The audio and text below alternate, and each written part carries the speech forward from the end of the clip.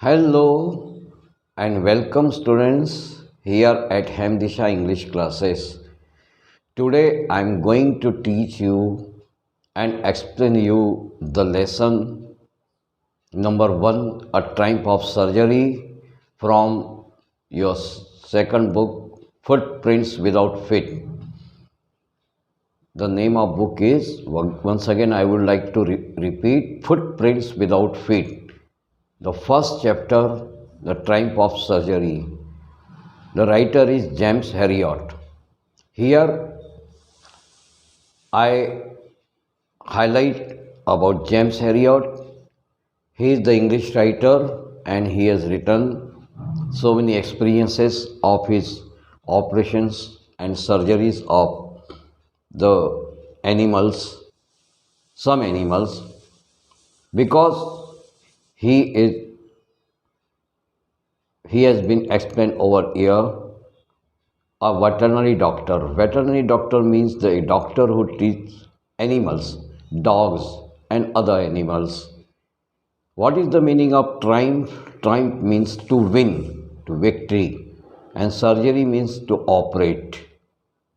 Who is going to be operated? Which animal is shown over here? That will be explained to you. So let us start. A Triumph of Surgery by James Herriot from Footprints Without Feet, class 10th. The subject of this story is a cute pet dog Tricky, which is spoiled by its owner, Mrs. Pumphrey. She is a rich and emotional lady. She feeds her dog to so much with food and other comforts that he becomes overweight and cannot walk properly. Doctor takes the dog to the hospital. He provides food to Tricky as fixed interval. Soon he sheds off a lot of weight and becomes active. When Mrs. Pumphrey sees her active dog, she thanks the doctor and feels that it is a triumph of surgery. When Mrs. Pumphrey sees her active dog, she becomes happy. So many things and so many causes are there so far as dog is concerned to make Mrs. Pumphrey happy. इस कहानी का मुख्यतः subject एक प्यारा सा पालतू कुत्ता जिसका नाम है ट्रिकी, जिसे उसकी मालकिन मिसेस पम्फ्रे ने लाड़ प्यार में बहुत बुरी तरह से बिगाड़ के रखा है। मिसेस पम्फ्रे एक बहुत अमीर और साथ में भावुक महिला भी है। वह अपने कुत्ते को इतना अधिक खिलाती है और इतना अधिक सुख सुविधा में रखती है कि वह बहुत ज़्यादा मोटा हो जाता है और ठीक से चल भी नहीं पाता। डॉक्टर उस कुत्ते को अस्पताल ले जाता है। एक बार गाड़ी में जाते हुए देख लेता है और कुत्ते के बारे में बताता है कि इसका इलाज होना चाहिए, तो डॉक्टर अपने साथ अस्पताल ले जाता है कुत्ते को, ट्रिकी को, और जल्दी उसका वज़न कम हो जाता है। वहाँ पे वो इलाज करता है और कुत्ता फुर्तीला हो जाता है। अब मिसेस पम्फ्रे अपने फुर्तीले कुत्ते को देखती है, वो डॉक्टर को धन्यवाद देती है और महसूस करती है कि वो उस अस्पताल की विजय है। That is called triumph of surgery. Once again, I would repeat here, the chapter's name is The Triumph of Surgery, James Herriot of class 10th, from the book Footprints Without Feet. Let us start the lesson. I was really worried about Tricky this time. I had pulled up my car when I saw him in the street with his mistress, and I was shocked at his appearance. He had become hugely fat, like a bloated sausage with a leg at each corner. His eyes, bloodshot and rheumy, started straight ahead, and his tongue tall from his jaws. Mrs. Pumphrey hastened to explain. He was so listless, Mr. Herriot. He seemed to have no energy. I thought he must be suffering from malnutrition, so I have been giving him some little extras between meals to build him up. Some malt and cod liver oil, and a bowl of Horlicks at night to make him sleep. Nothing much really. And did you cut down the sweet thing as I told you? तो इसका हिंदी अनुवाद ऐसा है। Doctor James Harriet ने explain किया है इस part को, लिखा है। वो कहते हैं कि मैं इस बार ट्रिकी के लिए चिंतित था। जब मैंने उसकी मालकिन को उसके साथ सड़क पर देखा, मैं अपनी गाड़ी रोकी मैंने और उसको देखकर दंग रह गया। वो बहुत ज़्यादा मोटा हो गया था, जैसा कि एक जानवर की गोश्त भरी मसालेदार आंत जिसके पैर अलग अलग कोने में हो, अर्थात वो चल नहीं सकता था। उसकी आंखें एकदम लाल लाल थी, आंख नाक से पानी निकल रहा था, बस सामने घूरता हुआ जा रहा था और उसकी जीभ बाहर लटक रही थी। मिसेस पंफ्री उतावली होकर बताने लग गई, यह इतना उदास था मिस्टर हैरियट कि ऐसा लगता था कि इसमें कोई ताकत ही नहीं बची। मुझे लगा कि कहीं ये कुपोषण का शिकार तो नहीं हो गया, माल न्यूट्रिशन जिसको अपन बोलते हैं। मैंने इसीलिए खाने के बीच में थोड़ा बहुत एक्स्ट्रा भोजन, अतिरिक्त भोजन जैसे कि जौ, मछली के जिगर का तेल देना वो चालू कर दिया, जिससे थोड़ा तंदुरुस्त हो जाए। रात को एक कटोरा हॉर्लिक्स देती हूँ जिससे उसे अच्छी नींद आ जाए, इससे ज़्यादा कुछ नहीं।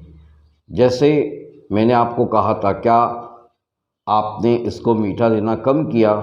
ओह, I did for a bit, but he seemed to be so weak I had to relent. He does love cream cakes and chocolates, so I can't bear to refuse him. हाँ, मैंने थोड़ी कोशिश की थी, पर ये इतना कमज़ोर दिख रहा था कि मुझे दया आने लगी। उसे क्रीम केक और चॉकलेट बहुत पसंद है, मैं ये सब बंद नहीं कर सकी।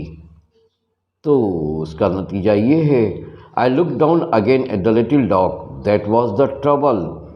Tricky's only fault was greed. He had never been known to refuse food. He would tackle a meal at any hour of the day or night. And I wondered about all the things Mrs. Pumphrey hadn't mentioned. मैंने उस छोटे से कुत्ते को फिर से देखा और यही एकमात्र परेशानी थी। ट्रिकी में सिर्फ एक ही कमी थी, खाने के प्रति लालच। उसने कभी भी खाने के लिए मना ही नहीं किया था। कभी भी, दिन हो या रात हो, दोपहर हो शाम हो, खाना खा सकता था। जिन चीज़ों का मिसेस पंफ्रे ने उल्लेख किया था, मुझे बहुत आश्चर्य हो रहा था। क्या आप उससे कसरत करवा रही है? Are you giving him plenty of exercise? Well, he has his little walks with me as you can see, but हॉटिंग the gardener had been down with lumbago, so there has been no ring throwing lately. जैसा कि आप देख रहे हैं, वो थोड़ा बहुत चलता है। मैं उससे कसरत तो कराती हूँ, आप देख ही रहे हैं, थोड़ा बहुत चलता है मेरे साथ। लेकिन मेरा माली जो है हैचकिंग कमर दर्द से परेशान है, इसलिए ईयरिंग फैक्ट्री वाली कसरत नहीं कर पा रहा है। I tried to sound severe, now I really mean this. मैंने सख्ती से बोलने की कोशिश की, मैं अब सच कह रहा हूँ। If you don't cut his his food right down and give him more exercise, he is giving to be really ill. अगर आपने इसका खाना कम नहीं किया, आपने कसरत नहीं करवा पाई, तो ज़रूर बीमार हो जाएगा। You must harden your heart and keep him on a very strict diet. आपको अपना दिल इतना पक्का करना होगा, इससे बहुत संतुलित आहार देना पड़ेगा आपको। Mrs Pomfrey wrung her hands. Oh, I will. Mr. Harriot, definitely I will. I'm sure you are right, but it is so difficult, so very difficult. She sat up, head down, along the road as if determined to put a new regime in the practice immediately. ये इसका अर्थ है, Mrs Pomfrey ने अपने हाथ दबाकर कहा, mister Harriet, मैं ज़रूर करूँगी, मुझे पता है कि आप सही है, लेकिन ये काफ़ी मुश्किल है, बहुत ही ज़्यादा मुश्किल। वह चली गई, सिर नीचे किए, जैसे मन में संकल्प ले लिया और तुरंत ही नए नियम को लागू करेगी। I watch there progress with growing concern. Tricky was tottering along in his little tweed coat. He had a whole wardrobe of these coats for the cold weather and a raincoat for the wet days. मुझे उनकी परवाह थी, मैं उसकी प्रगति पर रुचिपूर्ण निगाह रख रहा था। ट्रिकी अपने छोटे से ट्वीट कोट में से लड़खड़ा कर चल रहा था। उसके पास ऐसे बहुत से कोट अलमारी में थे, ठंड के लिए, बारिश के दिनों के लिए, बरसाती। वह अपने सजे धजे कपड़ों में झुका रस संघर्ष करता दिखा। तो मैंने सोच लिया अब ज़्यादा समय नहीं है, मिसेस पंफ्रे उसे बुलाएगी। I thought it would not be the long before I heard from the Mrs Pumphrey. Definitely Mrs Pumphrey उसे बुलाएगी। This expected call came within a few days. Mrs Pumphrey was distort. Tricki would eat nothing, refused even his favorite dishes. He refused, and besides, he had bout of vomiting. He spent all his time lying on a rug, panting, didn't want to go for walk, didn't want to do anything. जैसा कि सोचा था, कुछ दिनों में telephone आ गया। Mrs Pomfrey बहुत परेशान थी। ट्रिकी कुछ खा नहीं रहा था, अपने पसंद के भोजन को नहीं खा रहा था। इसके अलावा उसको उल्टियाँ के दौरे पड़ रहे थे। वह अपना पूरा समय कालीन पर ही बिताता था, लेटता रहता था, हाँफता रहता था। कहीं घूमने आना जाना ये सब बंद कर दिया था, उसका मन नहीं लग रहा था। मतलब एक बात है कि वो कुछ भी नहीं करना चाहता था, सिर्फ पड़े पड़े ही दिन बिताना चाहता था।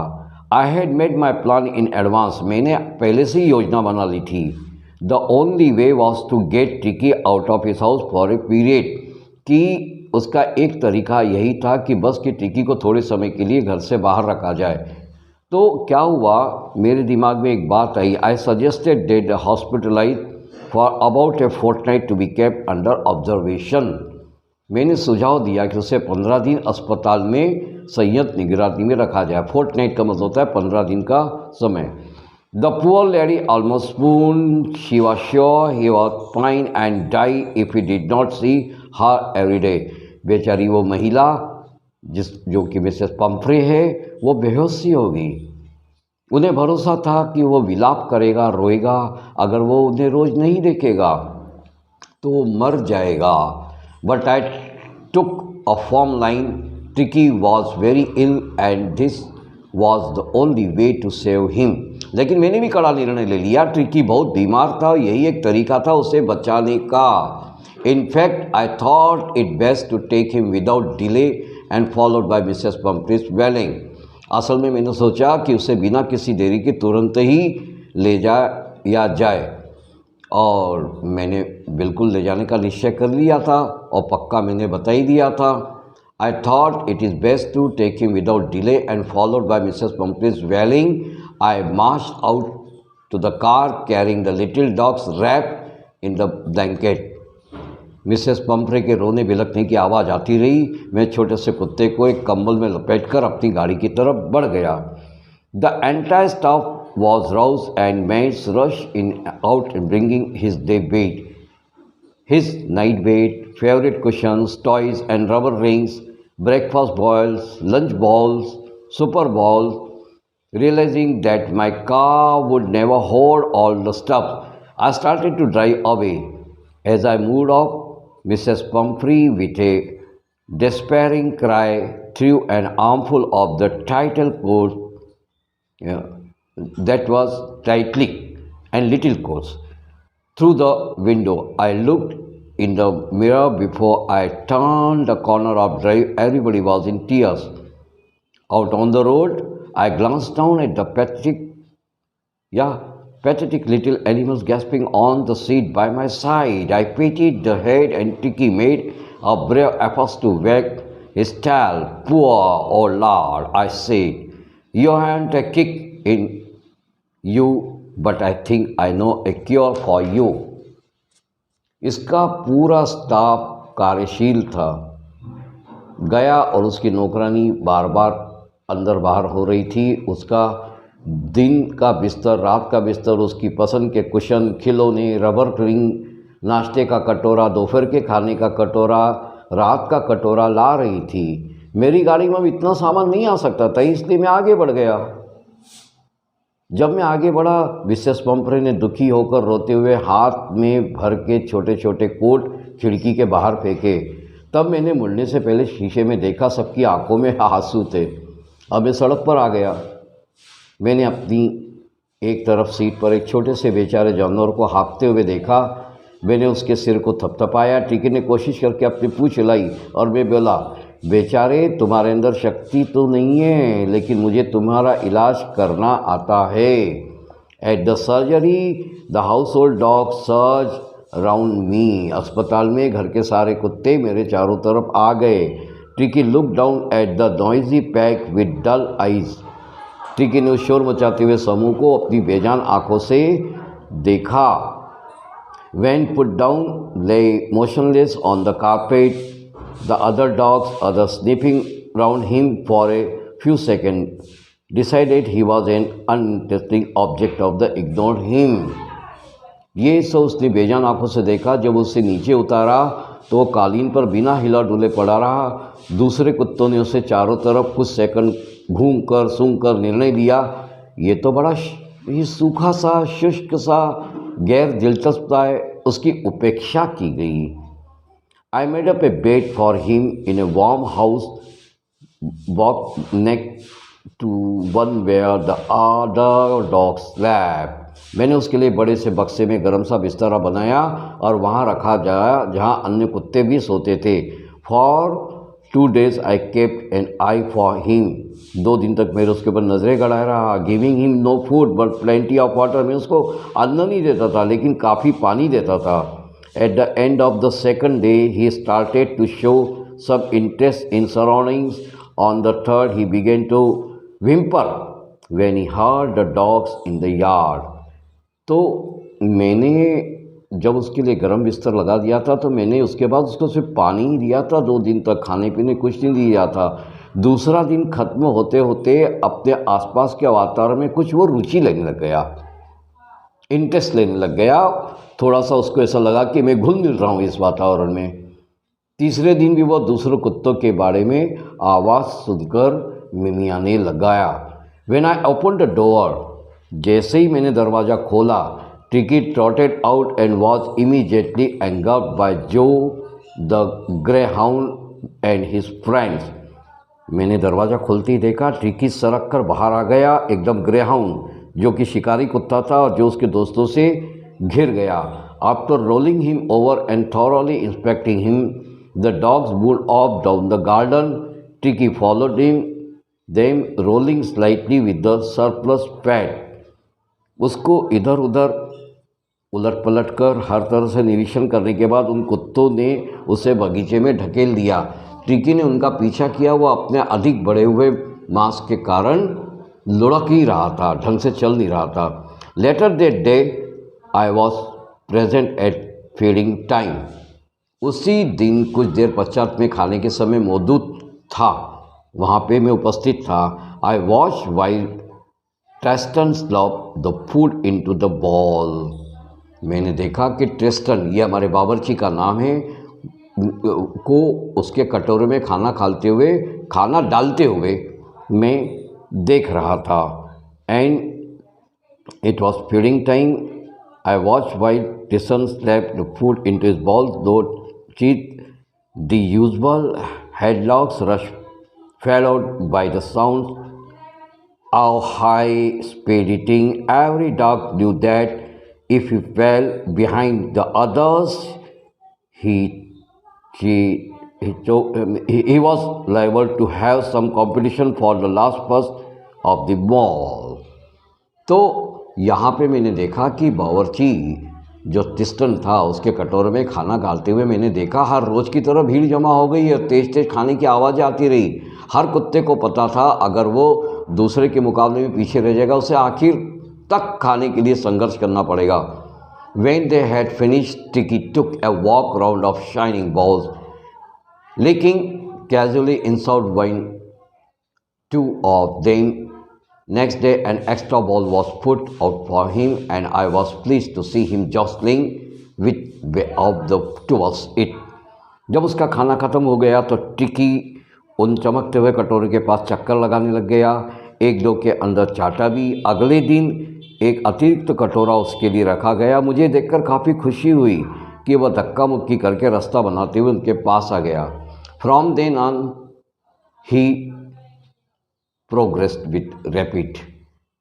He had no medical treatment for any kind, but all day ran about with the dogs. उस दिन के बाद से वह ठीक होने लग गया। उसको कोई दवाई नहीं दी गई थी, वह सारा दिन कुत्तों के साथ भागता रहता था। Joining in their friendly scrimmages, he discovered the joys of being hauled and over-tramped on the squash every off minutes. तो उनकी नोकझोंक होती रहती थी, उसकी गेंद पकड़ने में, उस पर चढ़ने में, उसे खेलने में उसे मज़ा आने लग गया। He became an accepted member of the gang, an unlikely silky little object among the shaggy crew, fighting like a tiger for his share at mealtimes and hunting rats in the old hen house at night. He had never had such a time in his life. उस दिन के बाद से ठीक होने लग गया। उसको कोई दवाई नहीं दी गई।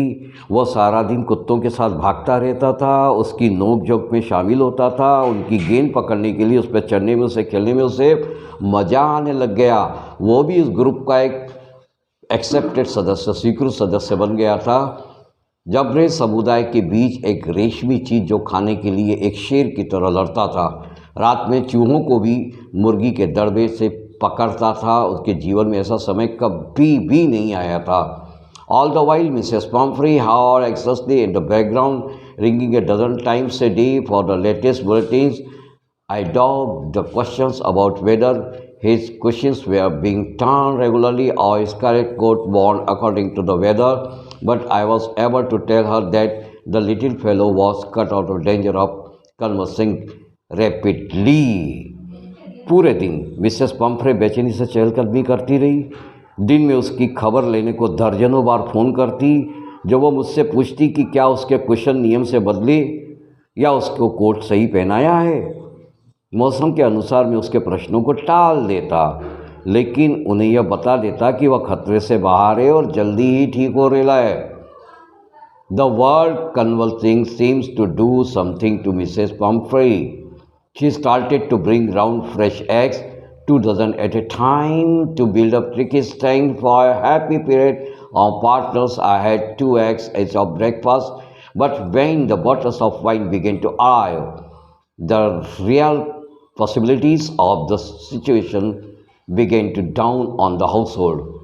It was to enrich Tricky's blood. Lunch became a ceremonial occasion with 2 glasses of wine before and several during the meal. जैसे ही मिसेस पंफ्रे ने स्वास्थ्य की बात सुनी तो वे बिल्कुल फ्रेश एग्स, ताज़े ताज़े अंडे, एक बार में 2 दर्जन मतलब 12 लाने लग गई, जिससे ट्रिकी की ताकत बढ़े। और खुशी खुशी मैं और मेरा पार्टनर भी नाश्ते में 2-2 अंडे खाने लग गए। लेकिन जब वाइन की बोतल मतलब शराब की बोतल आने लग गई, तब में असली संभावनाओं की स्थिति शुरू हो गई घर में। ये ट्रिकी के शरीर में खून को बढ़ाने के लिए था। अब दोपहर का खाना एक दावत जैसा हो गया, जिसमें 2 ग्लास वाइन के भोजन से पहले अनेक खाने के बीच में होने लग गए। We could hardly believe it when the brandy came to put a final edge on Tricki's constitution. For a few nights the fine spirit was rolled around in head and relevantly done. हमें बिल्कुल विश्वास नहीं हुआ जब tricky को सेहतमंद करने के लिए ब्रांडी भी आने लग गई। कुछ रातों तक तो अच्छा खुशनुमा वातावरण रहा और ब्रांडी सम्मानपूर्वक ली गई. There were days of deep contents starting well with the extra eggs in the morning, improved and sustained by midday wine and finishing luxuriously round the fire with the brandy. वे दिन बड़े तसल्ली संतुष्टि के थे। दिन की शुरुआत एक अतिरिक्त अंडे के साथ, बेहतर निरंतर वाइन के साथ, दोपहर का खाना और दिन का खाना आलीशान तरीके से ब्रांडी के अलावा होता था कि उसके पास होता था, अलाव के पास.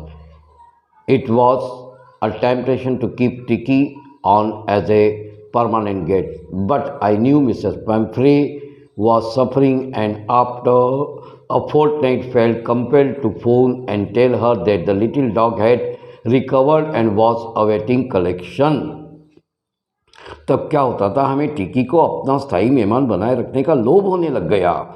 लेकिन हमें पता था, अच्छी तरह से मालूम था कि मिसेस पम्फ्रे कितनी बुरी तरह से बेचैन हैं। और ठीक 15 दिनों के बाद मैंने ही उन्हें फ़ोन किया और उन्हें कहा उनका कुत्ता ठीक है, उनके आने का इंतज़ार कर रहा है। Within minutes about 30 feet of gleaming black metal drew up outside the surgery. The shopper opened the door and I could just make out the figure of Mrs. Pumphrey, almost lost in the interior. Her hands were lightly clasped in front of her. Her lips trembled. "Oh, Mr. Harriot, do tell me the truth. Is he really better?" क्या बिल्कुल सही है। कुछ ही मिनटों में 30 feet की लंबी काली गाड़ी अस्पताल के बाहर थी। ड्राइवर ने दरवाज़ा खोला और मैं अनुभव कर सकता था किस तरह अंदर मिसेस पम्फ्रे बदहवास सी बैठी हुई। उन्होंने अपने हाथ सामने की ओर मजबूती से पकड़े थे। उनके होंठ काँप रहे थे। "ओह मिस्टर हैरियट, मुझे सच सच बताइए, क्या वो बिल्कुल सचमुच बेहतर है?" "Yes yes, he is fine. There is no need for you to get out of the car. I will go and fetch him." अरे बिल्कुल ठीक है, मैं बता तो रहा हूँ, आपको कार से नीचे उतरने की कोई ज़रूरत ही नहीं है, मैं खुद ही उसको लाता हूँ। I walk through the window into the garden. I map mass of dogs was hardly round and round in their base, ears flapping, tail waving, was the little golden figure of Tiki. Into weeks he had been transferred into a little hard muscle animal. He was keeping up well with the pack, stretching out in great bounds, his chest almost brushing the ground.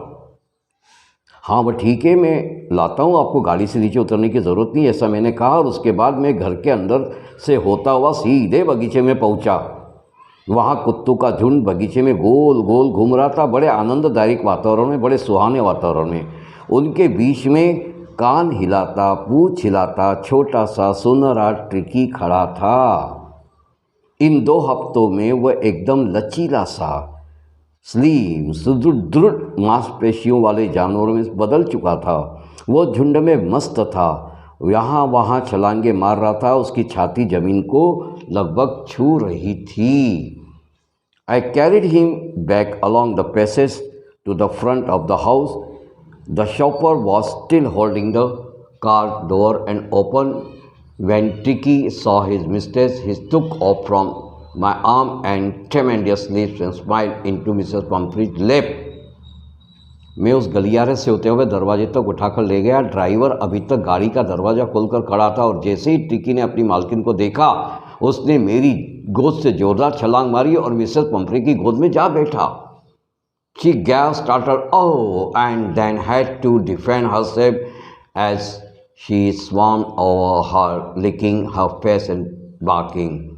जैसे टिकी ने अपनी मालकिन को देखा, उसने छलांग मारी, उनकी गोद में चला गया और मिसेस पम्फ्रे के मुंह से एकदम ओ करके आवाज़ निकली। फिर तो उन्होंने अपने को बचाना पड़ा उन्हें, क्योंकि वह उन पर चढ़ा जा रहा था, उनका मुंह चाट रहा था और भौंके जा रहा था। During the excitement, I had the chauffeur to bring out the hay beds, toys, cushions, coats and boils, none of which had been used. As the car moved away, Mrs. Pumphrey leaned out of the window. Tears shone in her eyes. Her lips trembled. "Oh, Mr. Harriot," she cried, "how can I ever thank you? This is a triumph of surgery." ये car में जाने जैसी गया कुत्ता तो उनका मुंह चाट रहा था मिसेस पम्फ्रे का। इस उत्तेजना भरे क्षणों में मैंने ड्राइवर की मदद की। उसके बिस्तर, खिलौने, कुशन, कोट, कटोरे, ये सब कुत्ते के टिकी के लाने में जो इस्तेमाल में ही नहीं लिए गए थे। जैसे ही गाड़ी चली, मिसेस पम्फ्रे ने खिड़की के बाहर जाकर, उनकी आंखों में अश्रु टपक रहे थे, उनके होंठ काँप रहे थे और वह बोली बड़ी नम्रता से, बड़ी सभ्यता से, "ओह मिस्टर हैरियट, मैं आपका किस तरह से धन्यवाद करूं। यह अस्पताल की विजय है, that is a triumph of surgery.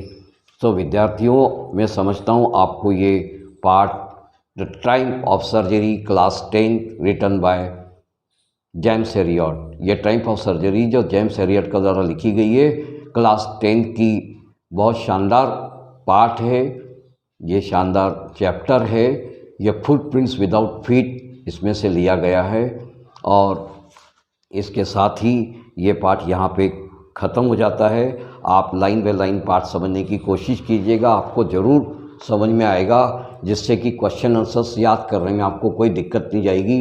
आप अपने आप को बिल्कुल अव्वल लाने की तैयारी अच्छी तरह से कर सकते हैं और ज़रा सी भी बिना किसी दिक्कत के आप बहुत ज़्यादा अच्छी विजय, मतलब you can have also Triumph over the examination. So best of luck, go had, live happily, God bless you, जय हिंद, जय भारत। Thank you very